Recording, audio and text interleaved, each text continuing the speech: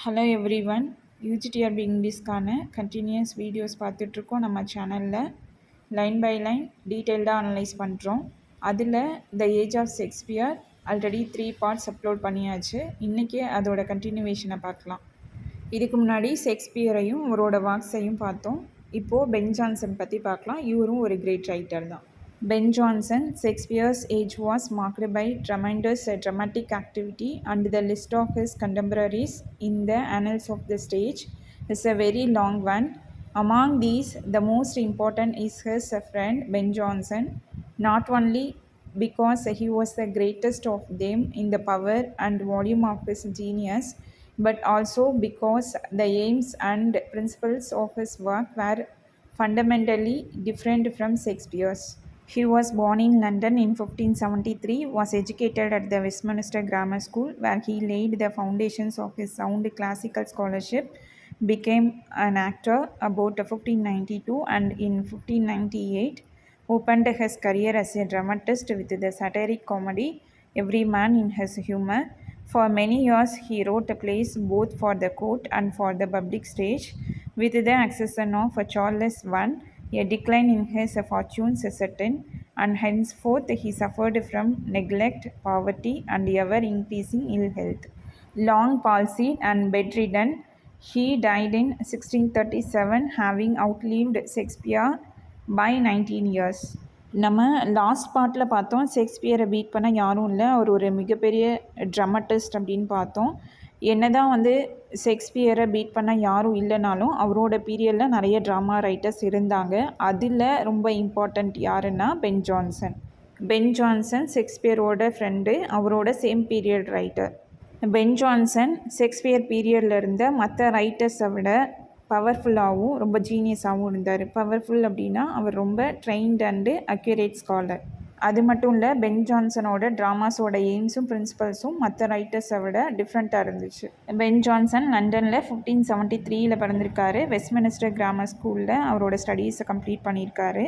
Westminster grammar ஸ்கூலில் படித்ததுனால அவரோட classical knowledge ரொம்ப அதிகமாக இருந்துச்சு. 1592 ஆக்டராக இருந்திருக்காரு. தென் அவரோட ட்ராமா கரியரை 1598 ஸ்டார்ட் பண்ணியிருக்காரு. பென் ஜான்சன் எழுதின first comedy every Man in His humour. அது சட்டைரிக் காமெடி. எந்த இயரில் பப்ளிஷ் பண்ணார்னா 1598. சட்டைரிக் காமெடினா இது ஒரு ஃபன்னி ப்ளே. பீப்புளோட சில்லி பிஹேவியரையும் தென் சொசைட்டியோட ப்ராப்ளம்ஸையும் போர்ட்ரே பண்ணும். நிறைய வருஷம் பென் ஜான்சன் ட்ராமாஸை கோர்ட்டுக்கும் எழுதியிருக்காரு அண்ட் தென் பப்ளிக் ஸ்டேஜுக்கும் எழுதியிருக்காரு. கிங் சார்லஸ் I ரூலுக்கு வந்ததுக்கப்புறம் பென் ஜான்சனோட ஃபார்ச்சூன்ஸ் கம்மியாயிடுச்சு. ஏன்னா Charles I king James I பையன். கிங் ஜேம்ஸ் I ரூலில் இருந்த வரைக்கும் பென் ஜான்சனுக்கு ரொம்ப சப்போர்ட் இருந்துச்சு. பட் சார்லஸ் I ரூல் வந்ததுக்கப்புறம் அந்த சப்போர்ட் போயிடுச்சு. அதனால் பென் ஜான்சன் ரொம்ப ஏழையானார். அவருக்கு உடம்பு முடியாமல் போணுச்சு. பால்சி அப்படிங்கிற நர்வ் டிசீஸ் வந்ததுனால 1637 இறந்து போனார். ஷேக்ஸ்பியர் 1616 இறந்து போனார். ஸோ ஷேக்ஸ்பியருக்கு அப்புறம் பென் ஜான்சன் 19 இயர்ஸ் வாழ்ந்திருக்காரு. Jonson did a good deal of work outside the drama, including many translations and a large number of miscellaneous poems. His plays fall into 3 groups: his court masque, his historical tragedies, Sejanus and Catiline, which are very learned, very laborious, and very dull. And by far the most significant part of his production, his numerous comedies, of which the best are The Alchemist, Volpone, or The Fox, and Epicoene, or The Silent Women. In studying these comedies, we can realize at once the distinctive feature of Johnson's genius and art, and can understand what is meant by the statement that he worked in a different field from Shakespeare and on methods entirely his own. Johnson dramas மட்டும் எழுதலை, translations கொடுத்துருக்காரு. தென் variety of poems கொடுத்துருக்காரு.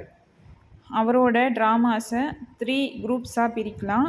Court mask எதுக்காக எழுதினார்னா கிங்குக்கும் லார்ட்ஸுக்கும் entertainment பண்ணுறதுக்காக எழுதினார். இது first group. Second குரூப்பில் historical tragedies வரும். அதுக்கு எக்ஸாம்பிள் செஜானஸ் அண்ட் தென் காட்லின். இது ரொம்ப இன்டலெக்சுவலாக இருக்கும். இந்த 2 பிளேஸும் செஜானஸும் காட்லினும் ரொம்ப கஷ்டப்பட்டு எழுதினார். பட் அது நம்ம படிக்கும் போது போராக ஃபீல் ஆகும். தேர்ட் பார்ட்டில் பென் ஜான்சனோட இம்பார்ட்டண்ட் ப்ரொடக்ஷனை நம்ம பார்க்கலாம். அதில் நிறைய காமெடிஸ் கொடுத்தாரு. அதில் best the Alchemist, Volpone or the Fox, Epicoene or the Silent women. ஷேக்ஸ்பியரும் பென் ஜான்சனும் 2 பேருமே ட்ரமட்டிஸ்ட் தான். ஷேக்ஸ்பியர் கிளாசிக் ரூல்ஸை ஃபாலோ பண்ண மாட்டார். பட் பென் ஜான்சன் அவரோட ஒர்க்ஸில் கிளாசிக் ரூல்ஸ் அண்ட் ரெகுலேஷன்ஸை ஃபாலோ பண்ணார். ஸோ அந்த விதத்தில் ஜான்சன் ரொம்ப ஜீனியஸாக இருந்தார். அவரோட ஒர்க்ஸுமே ரொம்ப ஆர்ட் குவாலிட்டியோடு இருக்கும். பென் ஜான்சன் அவரோட ட்ராமாஸில் ஒரு யூனிக் மெத்தட் யூஸ் பண்ணார். He wants to begin with a realist, that is, the world of his comedy is not the world of romance, but of contemporary London life with its manners, types, foibles, and affectations of this world. He gives a heightened picture, but his aim is not only to depict and by depicting to amuse. He takes his art seriously and holding fast to the moral functions of the stage. He seeks also to correct and teach. A distinct ethical purpose is thus generally apparent and is often expressly proclaimed in his work. His realism must therefore be further defined as a didactic realism. In his principles of construction, he repudiates the lawlessness of the romantic drama and takes Latin comedy as his model. Ben Jonson தன்னோட ட்ராமாஸில் Shakespeare மாதிரி ரொமான்சஸ்லாம் add பண்ணாமல் அவரோட பீரியடில் இருந்த London life எப்படி இருந்துச்சு, பீப்புளோட மேனர்ஸ் என்ன, அவங்களோட டைப்ஸ் என்ன, ஃபொய்பல்ஸ் என்ன, அவங்களோட வீக்னஸ் என்ன, அஃபெக்டேஷன்ஸ், பீப்புளோட கேரக்டர்ஸ் எப்படி ஆர்டிஃபிஷியலாக இருந்துச்சு, இது எல்லாமே ஷோ பண்ணார். அவர் கொடுத்த வியூஸில் அவர் ரொம்ப ஸ்ட்ராங்காக இருந்தார். அவரோட நோக்கம் அவரோட ட்ராமாஸில் டீச் பண்ணுறது மட்டும் இல்லை, டிலைட் பண்ணுறதும் தான். டிலைட்னா ஹாப்பினஸ் கொடுக்குறது தான். பீப்புளுக்கு சேம் டைம் மாரலும் கொடுக்கணும், அவங்களுக்கு ஹாப்பினஸும் கொடுக்கணும். அதுதான் அவரோட எய்மாக இருந்துச்சு. அவரோட ட்ராமாஸில் மாரல் இருந்துச்சு. அதை அவர் பீப்புளை கரெக்ட் பண்ணவும் பீப்புளுக்கு டீச் பண்ணவும் யூஸ் பண்ணார். சம்டைம்ஸ் ட்ராமாஸ்லேயே இந்த மாரல் பர்பஸ்க்கு தான் நான் இந்த ட்ராமா எழுதினேன் அப்படின்னு சொல்லியிருப்பார். அவரோட ட்ராமாஸில் ரியலிசம் பார்க்க முடியும், ப்ராக்டிக்கல் லைஃப்பை எக்ஸ்பிளைன் பண்ணியிருப்பார். அவரோட காமெடிஸ் ரியலிசம் மட்டும் இல்லை, அதில் மாரல் கொடுத்ததுனால நம்ம டைடாக்டிக் ரியலிசம்னு சொல்லலாம். இவரோட ட்ராமாஸோட கன்ஸ்ட்ரக்ஷன் ரொமான்டிக் ட்ராமா மாதிரி ஃப்ரீ ஃபார்மை ஃபாலோ பண்ணாமல் லாட்டின் காமெடியை ஃபாலோ பண்ணியிருக்கோம். Finally, his characterization is based on the idea that each man is possessed and governed by some one particular quality or master passion, which for the purposes of the stage at any rate may be regarded as the backbone and central feature of his personality. Johnson accordingly seizes upon this master passion or humor, as he calls it, and makes a whole character out of it, with the result that his men and women are not complex individuals like Shakespeare's, but rather types. While reverting to the old morality method, he often labels or etiquettes them with names which at once indicate their special humors, as for instance downright morose, well-bred, subtle, pertinaciously, Sir Epicure Mammon.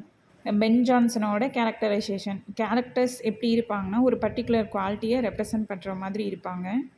ஒரு person அப்படின்னு எடுத்துக்கிட்டோன்னா அவங்களுக்குள்ளே நிறைய feelings இருக்கும். அது கோபமாக இருக்கலாம், அன்பாக இருக்கலாம், துக்கமாக இருக்கலாம், எல்லாமே இருக்கலாம். பட் கோபம் அதிகமாக இருந்தால் அது அவங்க கோவப்படுற கேரக்டர் அப்படிங்கிற மாதிரி. அதை மாஸ்டர் பேஷன் அப்படின்னு சொல்லியிருக்காரு. இந்த மாஸ்டர் பேஷன் தான் ஒருத்தவங்களோட பர்சனாலிட்டியை டிட்டர்மைன் பண்ணுதுன்னு சொல்கிறாரு. இந்த மாஸ்டர் பேஷன் ஒருத்தவங்களோட பர்சனாலிட்டியில் பேக் போனாகவும் தென் சென்ட்ரல் ஃபீச்சராகவும் இருக்குது. ஸோ இந்த மாஸ்டர் பேஷன் தான் ஒருத்தவங்களோட பேசிக் பர்சனாலிட்டிக்கு ரீசனாக இருக்குது.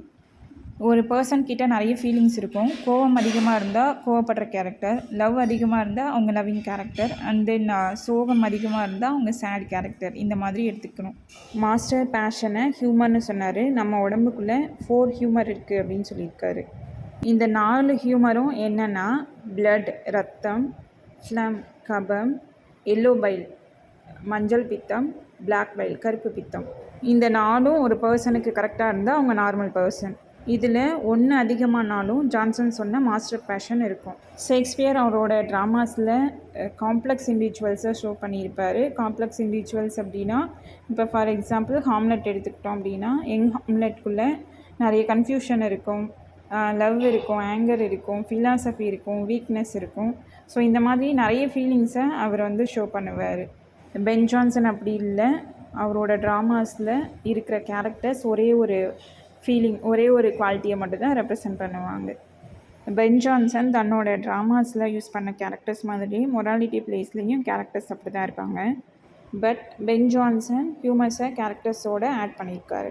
இதுக்கு examples Downright Every Man in His ஹியூமரில் வருவார், Morose Epicoene or the Silent உமனில், Wellbred Every Man in His Humour, Subtle the Alchemist, Pertinax Surly the Alchemist, Sir Epicure Mammon the Alchemist. Downright straightforward character, Morose sad character, and then Wellbred ஒரு நல்ல habits இருக்க character. Subtle ரொம்ப கன்னிங்காக இருப்பார், பெர்டினக்ஸ் surely பிடிவாதமாக இருப்பார், sir Epicure மம்மன் பேராசை பிடிச்சவர்.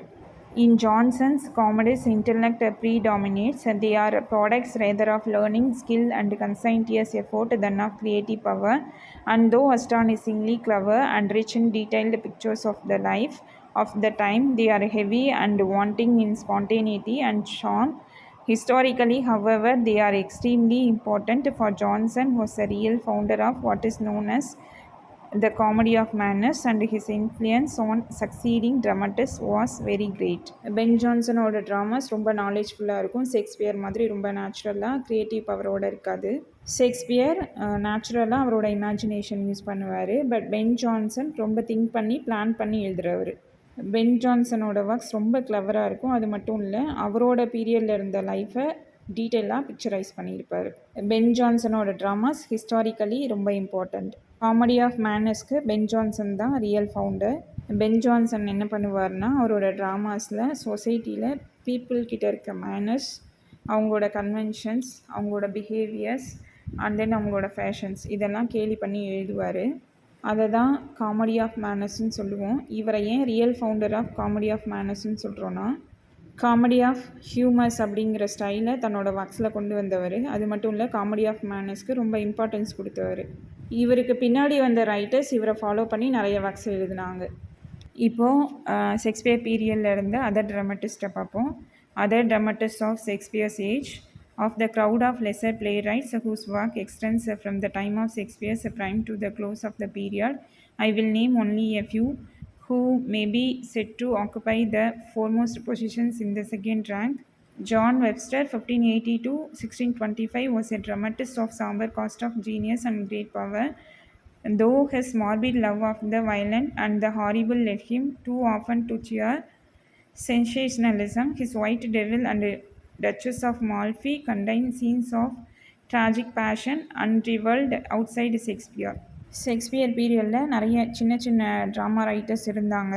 அதில் ஹட்சன் என்ன சொல்கிறாருன்னா, ஷேக்ஸ்பியர் பென் ஜான்சன் தவிர செகண்ட் ரேங்கில் இருந்த இம்பார்ட்டண்ட் ரைட்டர்ஸ் பற்றி சொல்கிறாரு.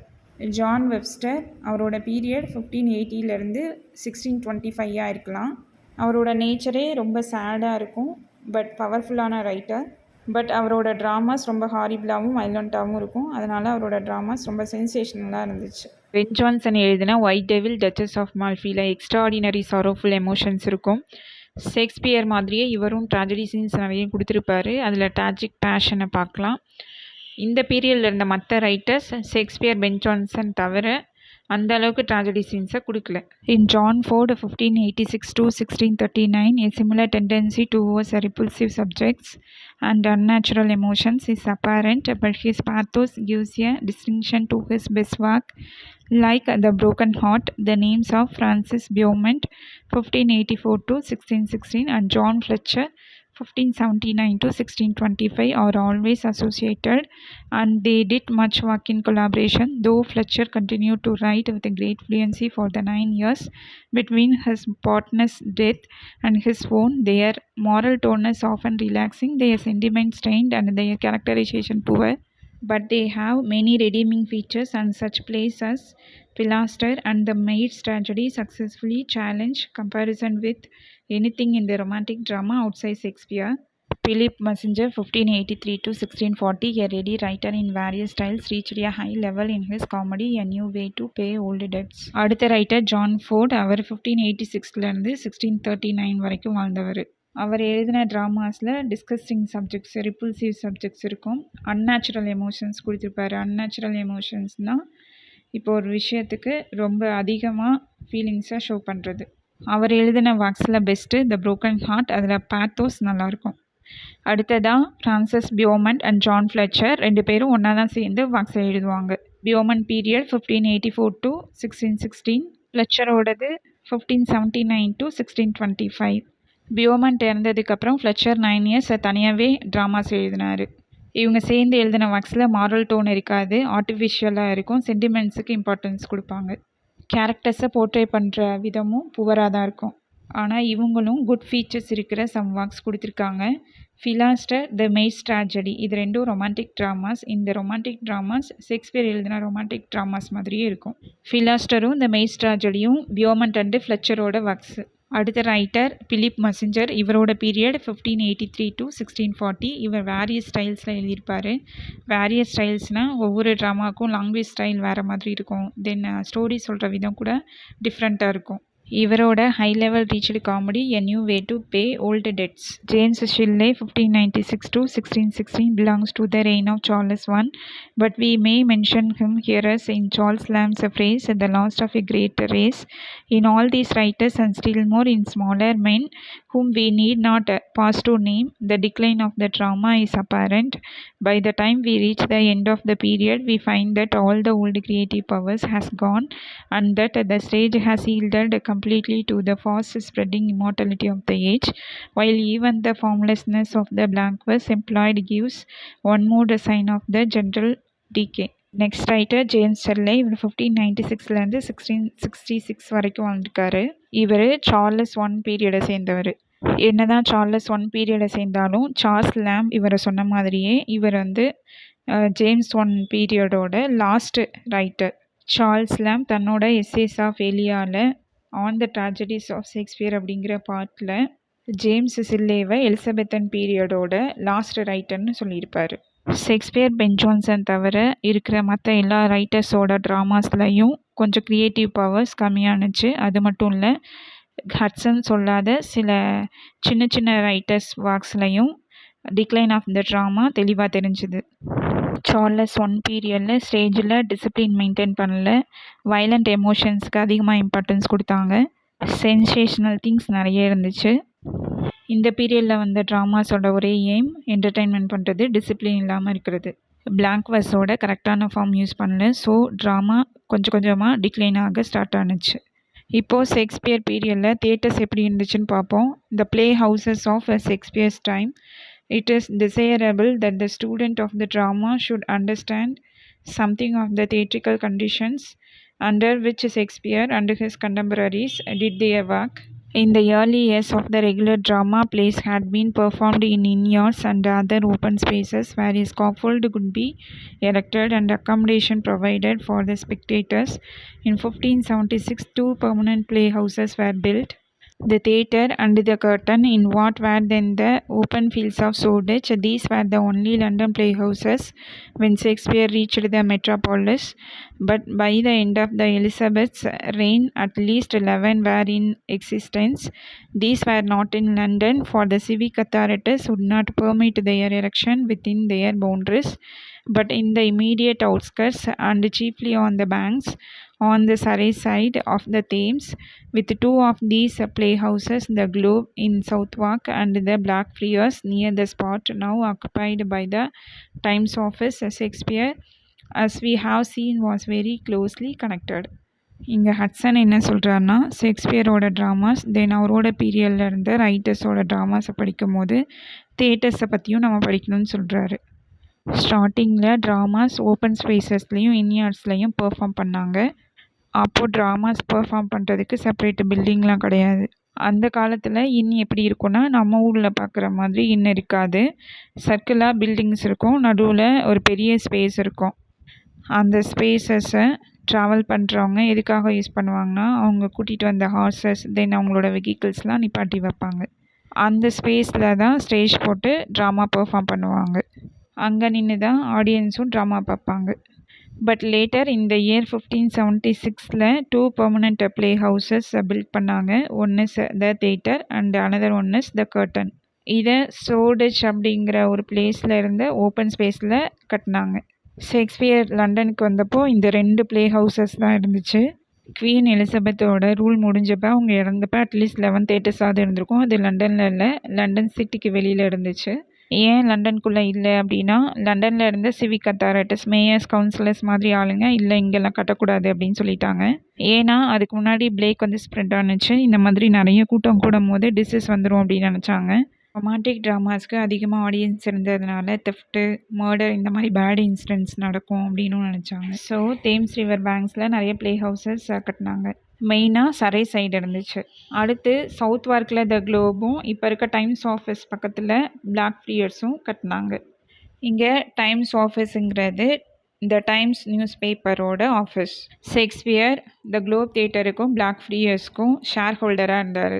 The theatrical profession had formerly been in very ill order, and in order to avoid being treated as rogues and vagabonds, actors had been forced to obtain licenses from peers and other influential patrons, and to enroll themselves in companies as their servants. Thus we read of Lord Leicester's servants, afterwards the Lord Chamberlains, to which company Shakespeare belonged, of the Lord Admiral's servants, the Queen's players, and so on. The playhouses were very small, were round or hexagonal, and were mainly of wood. There was nothing in the least luxurious about them, either in architecture or in appointments. Elizabeth பீரியடுக்கு முன்னாடி Elizabeth period ஸ்டார்டிங்கில் ட்ராமாஸை யாரும் அந்தளவுக்கு மதிக்க மாட்டாங்க. ஆக்டர்ஸையும் திருடுறவங்க, அவங்க ஊரை விட்டு ஊர் போவாங்க, நாடோடிகள் அப்படின்னு சொன்னாங்க. இதை அவாய்ட் பண்ணுறதுக்காக பியர்ஸ் கிட்ட இருந்து, லார்ட்ஸ் கிட்ட இருந்தும், பேட்ரன்ஸ் ரிச்சாக இருக்கவங்ககிட்ட இருந்தும் லைசன்ஸ் வாங்க வேண்டிய சுச்சுவேஷன் இருந்துச்சு. ஸோ ட்ராமாவில் இருந்த ஆக்டர்ஸ் அவங்களோட நேமை அந்த லார்ட்ஸ் கிட்ட என்ரோல் பண்ணிக்கணும். அப்போது அவங்கள ரோகு இல்லைன்னா வேகபான்ஸ் அப்படின்னு சொல்ல மாட்டாங்க. அப்படி என்ரோல் பண்ணும்போது அவங்க லார்டோட சர்வன்ஸ் ஆனாங்க. அதனால தான் லார்டு சாம்பர்லைன்ஸை சர்வன்ஸை லேட்டராக லார்டு சாம்பர்லைன்ஸ்னு சொன்னோம். ஷேக்ஸ்பியரோட குரூப்பும் இதில் தான் வருவாங்க. இன்னும் குவீன்ஸ் பிளேயர்ஸ், லார்டு அட்மிரல்ஸை சர்வன்ஸ் அப்படிலாம் இருந்தாங்க.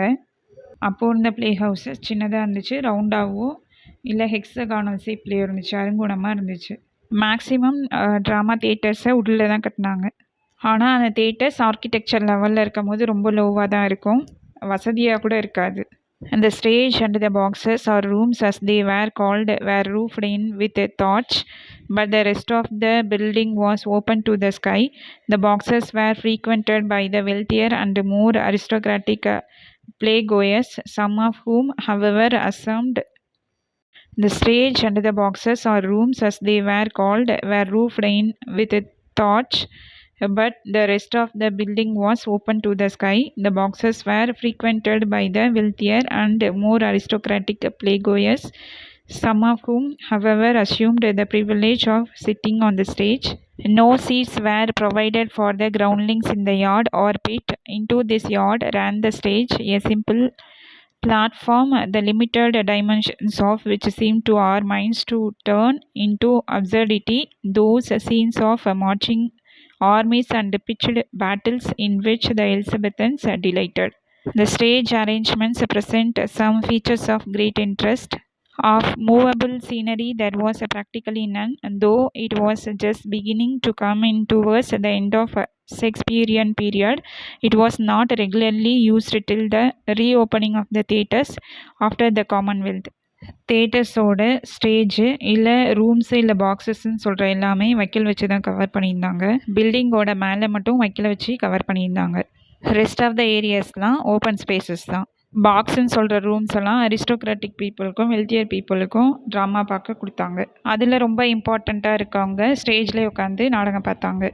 பப்ளிக் கிரவுண்ட்லிங்ஸ் எல்லாம் பிட்டில் இல்லைன்னா அந்த யார்டில் நின்று நாடகம் பார்த்தாங்க. யார்டுனா ரவுண்டாக பில்டிங்ஸ் இருக்கும், சென்டரில் ஓப்பன் ஸ்பேஸ் இருக்கும். அந்த பிளேஸ் தான் கிரவுண்ட்லிங்ஸுக்கு கொடுக்கப்பட்டுச்சு. அந்த சேம் யார்டில் தான் ஸ்டேஜும் இருந்துச்சு. ஸ்டேஜே ரொம்ப சின்னதாக தான் இருக்கும். அந்த சின்ன மேடையில் எப்படி வந்து அந்த ட்ராஜடி சீன்ஸ்லாம் காமிச்சாங்க அப்படிங்கிறது கூட நமக்கு ஆச்சரியமாக இருக்கும். பட் அதில் தான் பண்ணாங்க. ஸ்டேஜ் செட்டிங்ஸ்லேயும் சின்ன சின்ன இன்ட்ரெஸ்டான விஷயமும் இருந்துச்சு. அவங்க எப்படி பண்ணாங்கன்னா, இப்போ ஒரு ஃபாரஸ்ட்குள்ளே ஒரு சீன் நடக்குது அப்படின்னா ஒரே ஒரு மரத்தை மட்டும் அங்கே ஷோ பண்ணுவாங்க. ஒரு கோர்ட்டில் ஒரு சீன் நடக்குது அப்படின்னா ஒரே ஒரு சேரை மட்டும் அங்கே போட்டு வைப்பாங்க. அந்த மாதிரி தான் வந்து சீன் செட்டிங்ஸ் இருந்துச்சு. மூவபிள் சீனரி எதுவுமே இல்லை. மூவபிள் சீனரி அப்படின்னா அப்படியே ஃபுல்லாக செட்டிங்ஸை மாற்றுறது. இப்போ ஒரு ஃபாரஸ்ட்னால் நிறைய ட்ரீஸ் இருக்க மாதிரி, அப்புறம் ஒரு கோர்ட்டில் நடக்குது அப்படின்னா அந்த செட்டிங்ஸை ஃபுல்லாக மாற்றுறது, அந்த மாதிரி எதுவுமே ஷேக்ஸ்பியர் பீரியடில் இல்லை. காமன்வெல்த் பீரியட் வரைக்குமே இந்த மூவபிள் சீனரி இல்லை. Stage properties such as articles of furniture were freely employed and placards hung out bearing such legends as "This is Athens" and "This is a wood" to inform the audience where the scene was supposed to be laid. Two prominent characteristics of the Shakespearean drama may be referred directly to this absence of painted scenery, the continual change in the locality of the action, and the frequency of descriptive passages in which appeal was made to the imagination of the spectators. A small structure at the back of the stage, consisting of a balcony and an open space beneath, played an important part in the economy of the performance. Shakespeare பீரியடில் இருந்த தியேட்டர்ஸில் stage ப்ராப்பர்ட்டிஸ்க்கு வீட்டில் இருக்க சேரு, table இதெல்லாம் use பண்ணாங்க. அடுத்து ஒரு place mention பண்ணுறதுக்கு "this is Athens", "this is a would" அப்படின்னு சொல்லிட்டு ப்ளக்கார்ட்ஸில் எழுதி காமிச்சாங்க. ப்ளக்கார்ட்ஸ் அப்படின்னா ஒரு போர்டு மாதிரி, அதில் பிளேஸ் நேமை எழுதி இதுதான் அந்த பிளேஸ் அப்படின்னு ஷோ பண்ணாங்க. இப்போ மூவிஸில் ஷோ பண்ணுற மாதிரி அப்போ பெயிண்டட் சீனரிலாம் கிடையாது. ஷேக்ஸ்பியரோட ட்ராமாஸில் 2 முக்கியமான கேரக்டரிஸ்டிக்ஸ் இருந்துச்சு. அவரோட ட்ராமாஸில் ஆக்ஷன்ஸ் நடக்கிற பிளேஸ் மாறிக்கிட்டே இருக்கும்.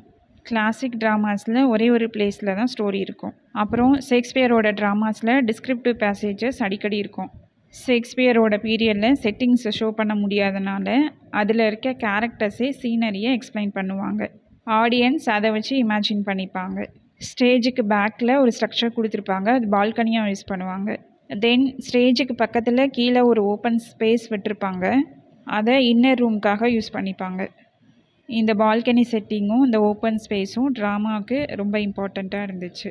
The balcony itself stood for any elevated place such as the walls of a city or the upper part of a house.